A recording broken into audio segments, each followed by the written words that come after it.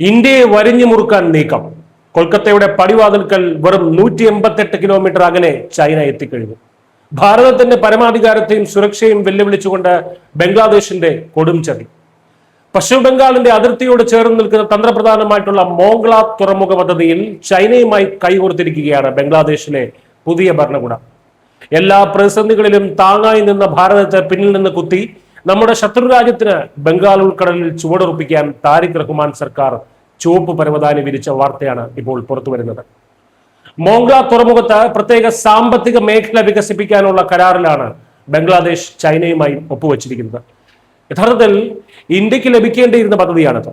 മോംഗ്ലോയിലെ ഭൂമി വികസിപ്പിക്കാൻ 2018 മോദി സർക്കാർ ഇന്ത്യൻ കമ്പനിയായിട്ടുള്ള ഹിരാനന്ദാനി ഗ്രൂപ്പിനെ തിരഞ്ഞെടുക്കുകയും 2022 ഔദ്യോഗിക ധാരണാപത്രത്തിൽ ഒപ്പുവെക്കുകയും ചെയ്തതാണ്. എന്നാൽ 2024 ഷെയ്ഖ് ഹസീന സർക്കാരിനെ അട്ടിമറിച്ച ആഭ്യന്തര വിപ്ലവത്തിനും തുടർന്നുള്ള രാഷ്ട്രീയ മാറ്റങ്ങൾക്കും പിന്നാലെ 2025 ബംഗ്ലാദേശ് ഇന്ത്യയെ ഈ കരാറിൽ നിന്ന് ഏകപക്ഷീയമായി പുറത്താക്കുകയായിരുന്നു. നയതന്ത്രപരമായും സാമ്പത്തികമായും ഇന്ത്യയുടെ നെഞ്ചിലേക്ക് തൊടുത്തുവിട്ട ഒരു അമ്പാണിത്.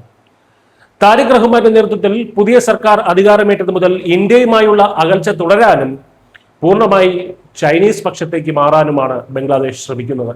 ഇതിന്റെ പരസ്യമായിട്ടുള്ള പ്രഖ്യാപനമാണ് താരിഖ് റഹ്മാന്റെ ചൈന സന്ദർശനത്തിനിടയിൽ ഈ കരാർ ഒരു ചൈനീസ് പൊതുമേഖലാ കമ്പനിക്ക് കൈമാറിയതിലൂടെ നമ്മൾ കണ്ടത്. ഭൂതകാലത്തിലേക്ക് നോക്കിയാൽ ഈ ചതിയുടെ ആഴം വ്യക്തമാകും. ഇന്ത്യയുടെ 8 വടക്ക് കിഴക്കൻ സംസ്ഥാനങ്ങളെ ഇന്ത്യൻ വൻകരയുമായി ബന്ധിപ്പിക്കാൻ നിലവിൽ സിലിഗുരി ഇടനാഴി എന്ന ഒറ്റ കരമാർഗം മാത്രമാണുള്ളത്.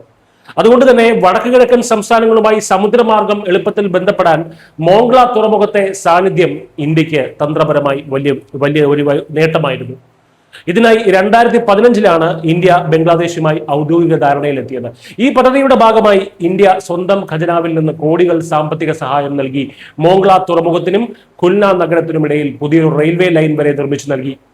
നിർമ്മാണത്തിൽ ബംഗ്ലാദേശിന്റെ പങ്ക് കൂടി ഉണ്ടെങ്കിലും ഭാരതത്തിന്റെ പണം വാങ്ങി റെയിൽവേ ലൈൻ നിർമ്മിച്ച ശേഷം ഇപ്പോൾ അതിന്റെ നിർണായകമായിട്ടുള്ള വാണിജ്യ മേഖല ബംഗ്ലാദേശ് ചൈനയ്ക്ക് തീരെഴുതി കൊടുത്തിരിക്കുകയാണ്. വെറുമൊരു വാണിജ്യ കരാർ നഷ്ടപ്പെടാനല്ല ഇത്. ദക്ഷിണേഷ്യൻ തുറമുഖങ്ങളിൽ വൻ നിക്ഷേപങ്ങൾ നടത്തി ഇന്ത്യൻ മഹാസമുദ്രത്തിൽ ആധിപത്യം ഉറപ്പിക്കാൻ ശ്രമിക്കുന്ന ചൈനയ്ക്ക് മോംഗ്ലയിലെ സാന്നിധ്യം വലിയ ഊർജ്ജമാകും. മോംഗ്ല തുറമുഖത്ത് ചൈനീസ് ടെലികമ്മ്യൂണിക്കേഷനും ഇലക്ട്രോണിക്സ് ഉൽപാദന കേന്ദ്രങ്ങളും വരുന്നതോടെ ഭാരതത്തിന്റെ കിഴക്കൻ അതിർത്തികൾ ചൈനയുടെ നേരിട്ടുള്ള നിരീക്ഷണത്തിലാകും. ഇന്ത്യയെ നാലുപാടും നിന്ന് വളയാനുള്ള ചൈനയുടെ സ്ട്രിംഗ് ഓഫ് പേൾസ് പദ്ധതിക്ക് ബംഗ്ലാദേശ് ഇവിടെ കൂട്ടുനിൽക്കുകയാണ്. താരിഖ് റഹ്മാന്റെ സന്ദർശനത്തിൽ ചൈനയുടെ ബെൽറ്റ് ആൻഡ് റോഡ് പദ്ധതിക്ക് കീഴിൽ ബംഗ്ലാദേശിനെയും മ്യാൻമറിനെയും ചൈനയും ബന്ധിപ്പിക്കുന്ന സാമ്പത്തിക ഇടനാഴിക്കും പച്ചക്കൊടി കാണിച്ചിട്ടുണ്ട്. ഇന്ത്യയെ ചുറ്റി മ്യാൻമറിലൂടെ ബംഗ്ലാദേശിലേക്ക് നീളുന്ന ഈ വ്യാപാര ഇടനാഴി ഇന്ത്യയെ വളയാനുള്ള ഒരു കുരുക്കാണ്. ഇതിനെല്ലാം പുറമെയാണ് വർഷങ്ങളായി മരവിച്ചു കിടന്ന ടീസ്റ്റ നദീ പദ്ധതി ചൈനയുടെ സഹകരണത്തോടെ മുന്നോട്ട് കൊണ്ടുപോകാനുള്ള ബംഗ്ലാദേശിന്റെ തീരുമാനം. ഇന്ത്യയുടെ സുരക്ഷാ മർമ്മമായിട്ടുള്ള സിലിഗുരി ഇടനാഴിക്ക് തൊട്ടരികിലാണ് ഈ പദ്ധതി വരുന്നത്.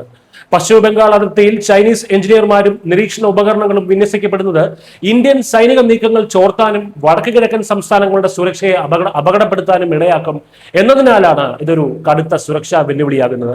ഇന്ത്യയുടെ പണം കൊണ്ട് വികസനം നേടിയിട്ട് ചൈനയുടെ പണം കണ്ട് ഭാരതത്തിനെതിരെ തിരിയുന്ന ബംഗ്ലാദേശിന്റെ ഈ കളി അതിര് കടക്കുകയാണ്.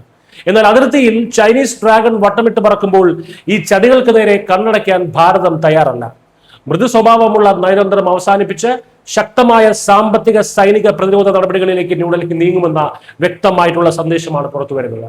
രാജ്യസുരക്ഷയെ പണയപ്പെടുത്തിയിട്ടുള്ള ഈ നീക്കങ്ങൾക്ക് ബംഗ്ലാദേശിലെ പ്രധാനമന്ത്രി താരിഖ് റഹ്മാൻ സർക്കാർ കനത്ത വില നൽകേണ്ടി വരും എന്ന് മാത്രം പറഞ്ഞുകൊള്ളുന്നു. News desk.